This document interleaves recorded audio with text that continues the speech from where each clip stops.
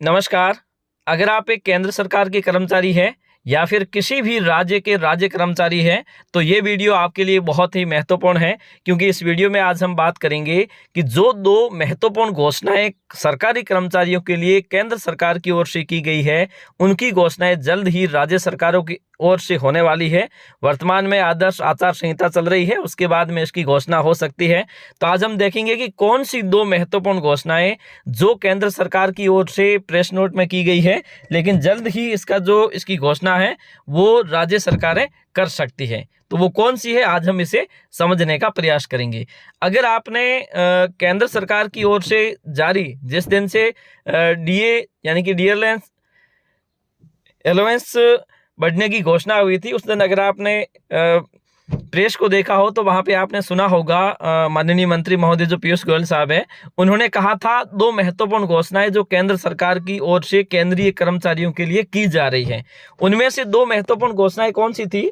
एक तो थी, जैसे मान लीजिए वर्तमान में अगर कोई सरकारी कर्मचारी सेवानिवृत्त होता है तो उसकी एक ग्रेजुएटी दी जाती है उसकी सेवा अवधि के आधार पर।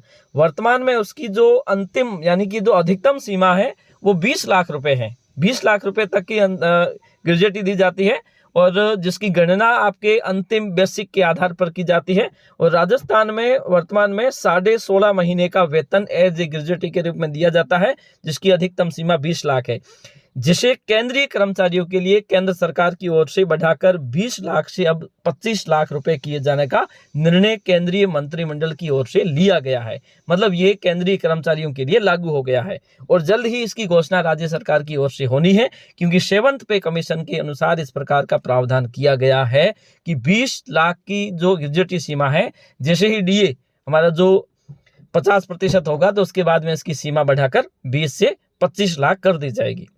दूसरी, जैसे हमारा डीए यानी कि जो महंगाई भत्ता है वो वर्तमान में हो गया है 50%। तो जैसा कि हमने पिछली बार भी देखा था कि 25% डीए के साथ ही हमारा जो एचआरए है वो 8 से 9, 16 से 18 और 24 से 27 हो गया था।